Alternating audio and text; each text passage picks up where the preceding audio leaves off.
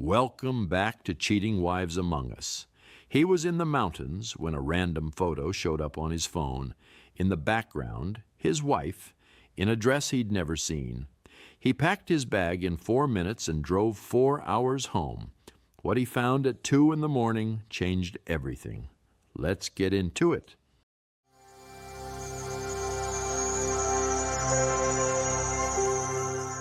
Every November since I was 16, the three of us went up into the Sawtooths.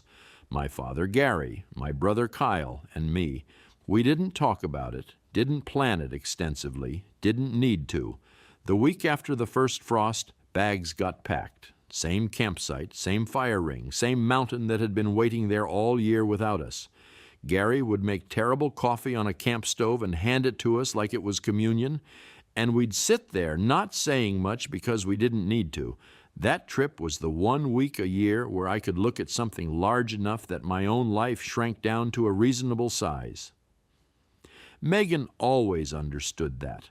I want to be clear about that. She understood it, supported it, never once held it over me. That was, in fact, one of the things I'd loved about her. Her sense of what mattered, what didn't. Her ability to give a man room, or so I thought. The morning I left for that last trip, Lily was sick.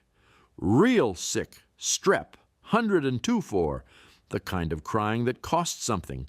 I put my bag down without being asked. I wasn't going anywhere. Megan told me to go. She said it the way she said most things that meant something to her, firm, not loud, with that particular quality of having already settled the question internally before she raised it out loud. Her mother Carol was already on the way. Lily would be fine. Jake was there. Go. I hesitated. She was almost impatient. I should have clocked that impatience.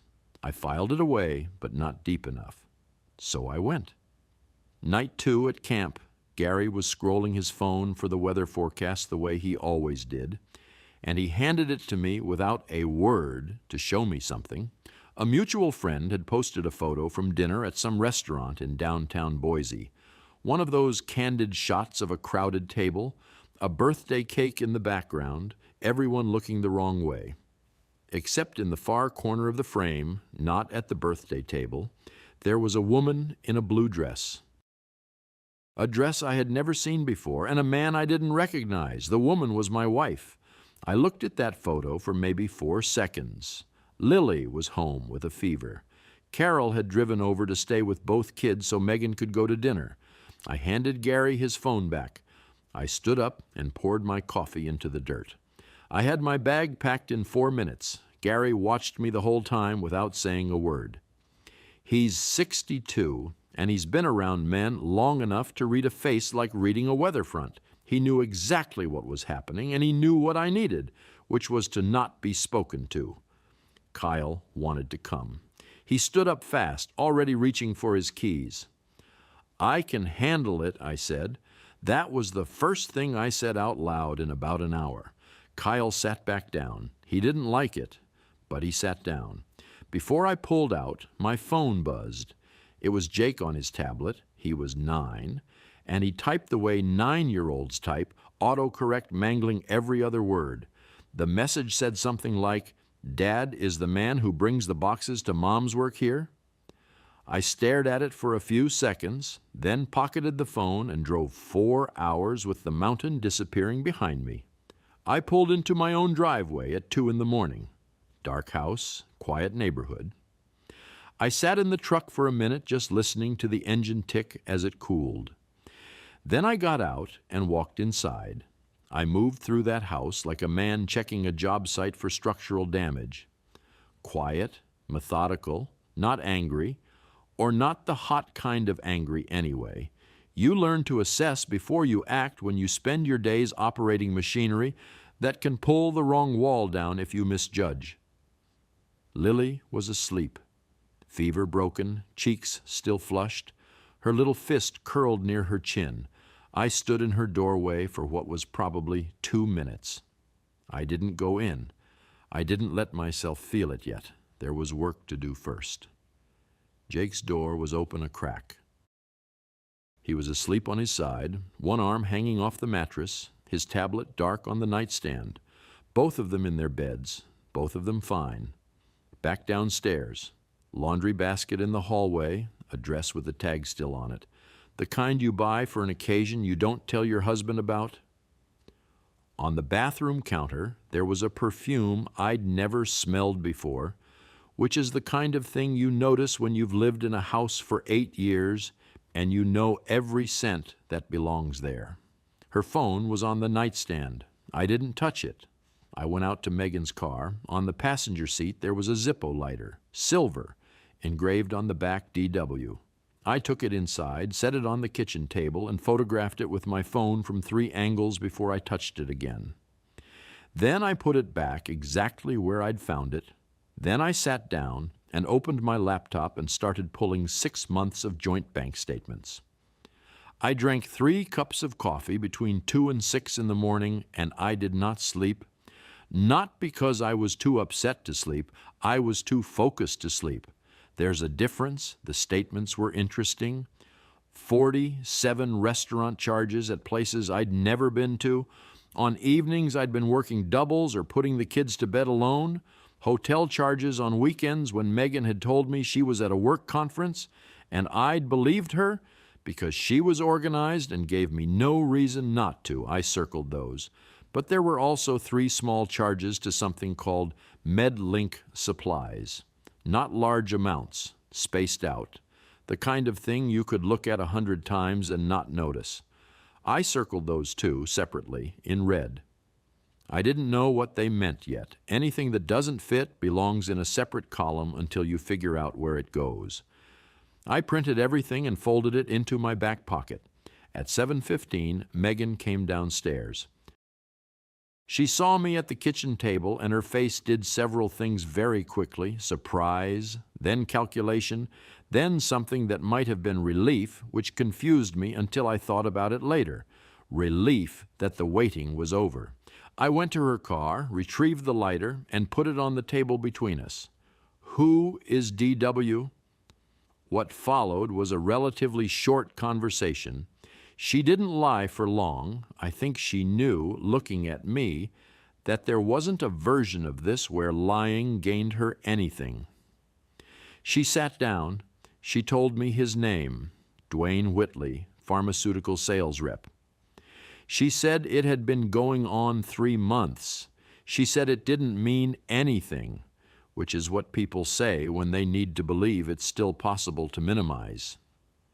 I nodded slowly. 3 months, that's interesting. I turned the laptop so she could see the bank statements. The circled entries went back 6 months. The first restaurant charge was 2 months before she'd rearranged her schedule at the pharmacy, freeing up her Tuesday afternoons. She looked at the screen. Her face changed again. A different calculation this time. "Talk to my lawyer," I said. I closed the laptop. I took Lily to school that morning, then dropped Jake at a neighbor's, somewhere settled while the house got sorted. I signed Lily in at the front desk myself. The woman there, she had a coffee mug that said "World's Okayest Human," noted the time. She remembered it afterward. Ray Doyle's office was on a side street downtown that same afternoon. I put the folded bank statements on his desk, the MedLink circles included. Ray was a compact, careful man who had spent years as an Army JAG officer and had the particular patience of someone who has seen 100 versions of every kind of dispute. He did not ask me how I was feeling. He asked me what I wanted. I told him in 3 sentences: the kids, the house, a clean line. He walked me through Idaho community property law. 50-50 split on assets, affair alone doesn't move the financial needle much. But if Megan's behavior had demonstrably affected the welfare of our children, a sick daughter left in the care of a grandmother to enable an affair. That was documented reality, not opinion, and it mattered in custody proceedings. Then he looked at the MedLink entries. He looked at them for a while. "These don't match any known pharmacy supplier," he said, half to himself. "That's why they're in red. He put his paralegal on it the next morning. I moved into Kyle's spare room that week. His place smelled like sawdust and whatever sports channel he had on constantly, but it was somewhere to sleep. The kids were with me most nights. I'd arranged that fast before any formal proceedings, just on the basis of being the one who showed up and made dinner. Lily slept in Kyle's second bedroom, which Kyle had emptied out without being asked and put a purple lamp in, because he'd remembered she liked purple. Jake slept on the pullout. They adapted the way kids adapt when the adults around them keep things steady, not perfectly, not without a lot of questions I tried to answer plainly, but they ate breakfast and went to school and came home and did homework at Kyle's kitchen table while ESPN played in the background.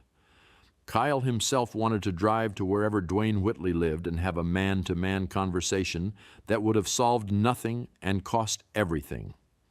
That's what she's expecting, I told him the first night. She knows how men react. She's been managing men's reactions her whole life. I'm not going to be what she's expecting. He stewed on that for about 3 days before it made sense to him.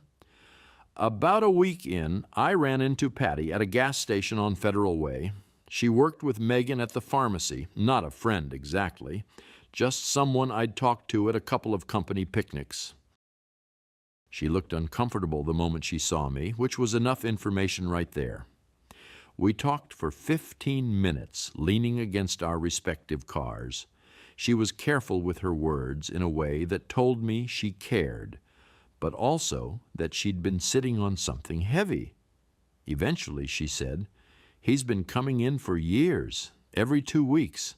Brings lunch for the whole staff. Very charming." She paused. "He's married, you know. Wife's a nurse over at St. Luke's in Meridian. Cheryl. People at the pharmacy knew her name because he talked about her constantly. The good husband routine. He got a girl at the Meridian location, moved to a different district. Quietly. Corporate just reassigned her." Dwayne Whitley wasn't a man having an affair. He was a man who had built a system. He worked a sales territory in every sense of that phrase. Different pharmacies, different women, the same routine calibrated and reused until it ran like a machine. And his wife, Cheryl, a pediatric nurse, someone who probably spent her days taking care of other people's sick kids, had no idea what her husband's schedule actually looked like. Or maybe she did and had been waiting for someone to confirm it. I thanked Patty. I meant it. I want to tell you about Jake's text. Once the first week settled and the kids were in something like a routine at Kyle's, I sat down with Jake. Just us at the kitchen table after Lily was in bed. He was 9 years old and trying to figure out where to put his loyalty, which is an unfair thing to ask a kid to manage, so I tried not to ask. I didn't mention his mother. I asked about Grandma Carol's house, about what they'd done while Lily was sick, whether he'd eaten okay.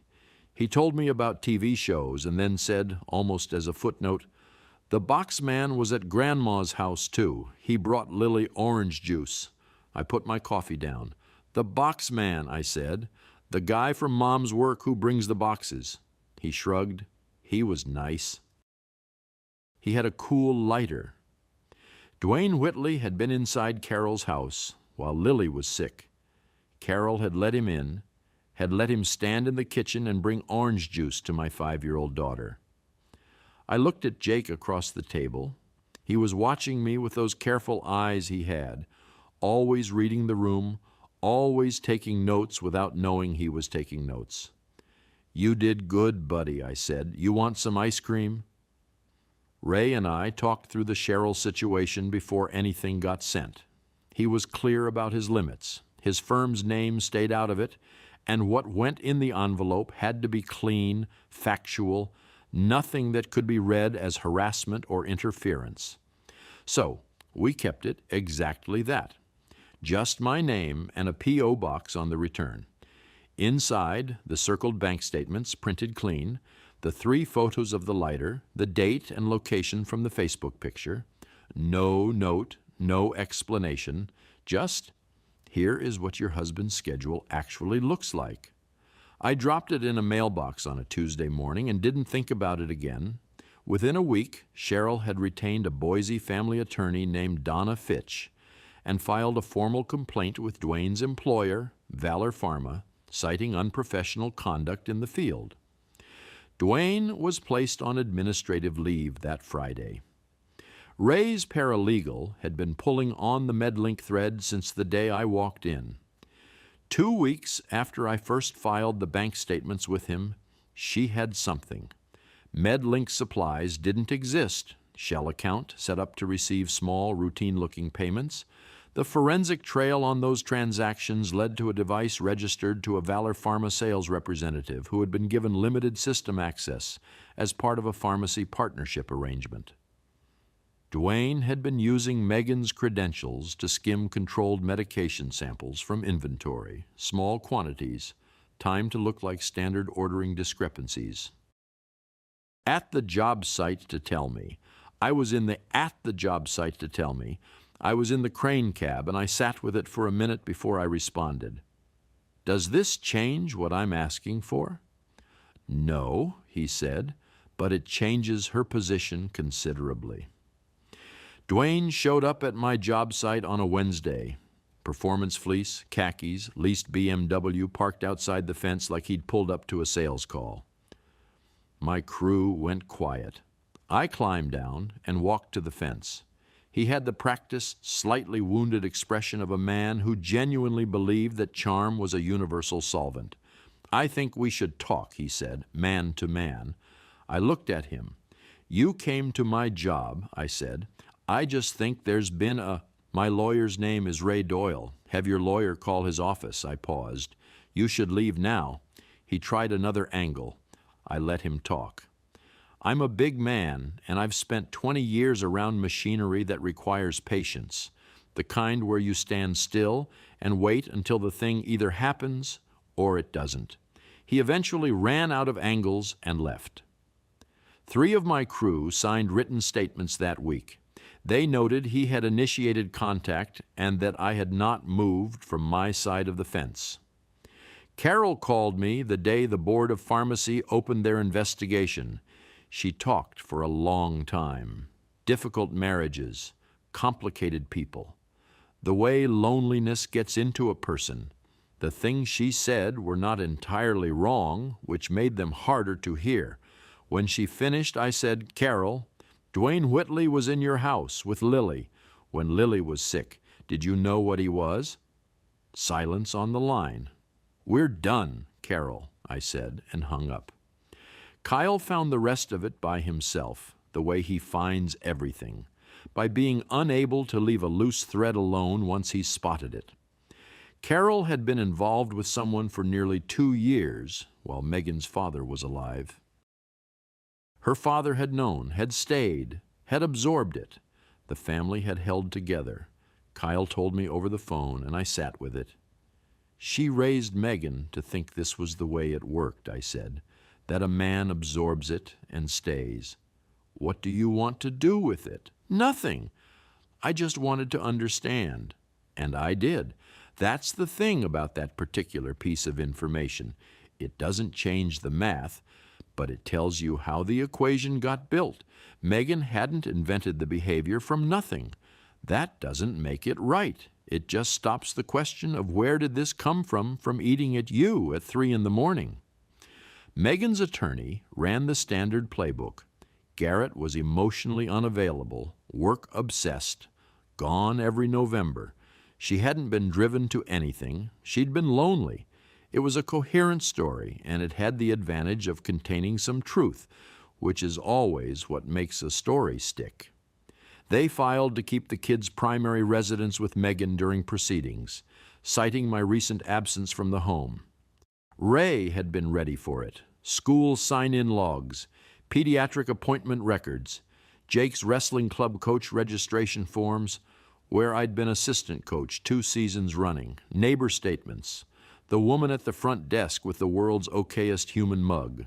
The Board of Pharmacy cleared Megan of intentional misconduct. Evidence pointed clearly to Dwayne's device, his access, his shell account. But they issued a formal notation on her record for failure to monitor controlled substance access. She kept her pharmacist license. She did not keep her position at CVS. The morning that came through, Megan's attorney stopped filing motions. Then Cheryl's proceedings surfaced the phone records. She'd had access to a shared cloud backup of Dwayne's device. Turned out he'd never thought to remove her from the account, which tells you something about how much he respected her attention to detail. The texts between him and Megan went back 8 months. 2 months before Megan had told me her pharmacy hours were changing, freeing up her Tuesday afternoons. 3 months, she'd told me, at the kitchen table. I remember closing the laptop in front of her, the way her face had changed when she saw the bank statements on the screen. 8 months of texts. Some things you already know before you know them. The custody evaluation was done by a court-appointed psychologist who spent time with each of us separately and then with the kids in a room set up to feel like a playroom. Jake had turned 10 by then. His birthday fell in February. Cake at Kyle's kitchen table. Lily, wearing a paper party hat she'd made herself from a grocery bag. When the psychologist asked him where he wanted to live, he said, without coaching, without hesitation, with my dad, because my dad shows up. Her report noted it as a spontaneous statement made in a neutral setting. I didn't put those words in his mouth. I wouldn't have. He'd been watching for 10 years, and he had his own accounting to do. Megan came to Kyle's house on a Tuesday evening, a few weeks before the proceedings wrapped. I heard her car in the driveway and answered the door before she could knock. She'd been crying, or had been recently. She hadn't slept well in a while. You can see it in a person's face when you've known them long enough. She'd lost weight. She told me she'd made a mistake, that she knew the full weight of it, that the kids needed both their parents under one roof, that families survived these things when people were willing. I let her finish. It took a while. From somewhere behind me, Lily called out that she needed help with her bath. Jake was already saying he'd go, and I could hear the two of them arguing about it in the friendly way they argued about everything. I looked at Megan. The kids are going to have both parents, I said, just not under one roof. She opened her mouth. I closed the door. I went down the hall to referee the bath situation, which had escalated as only a 5-year-old and a 10-year-old together in a hallway can escalate, and I did not think about the door again. The divorce finalized 4 months after I came down the mountain. March, gray and cold, brief handshake with Ray on the front steps. I didn't fight the financial split. I fought for one thing and I got it, primary physical custody. Megan got liberal visitation. The kids spent every other weekend with her, 2 evenings a week, every school event. She showed up for those. She was still their mother. She wasn't a bad mother. That wasn't the thing that had broken. I rented a house 3 blocks from the kids' school, bought it 6 weeks later, shook hands on it in the parking lot of Ray's office. Dwayne Whitley had already been terminated from Valor Pharma by then. Cheryl's divorce finalized around the same time as mine. He relocated to Phoenix. I have no information about his life there, and I don't want any. The rest is a November, same as always. 11 months since I'd come down the mountain. Jake was still 10.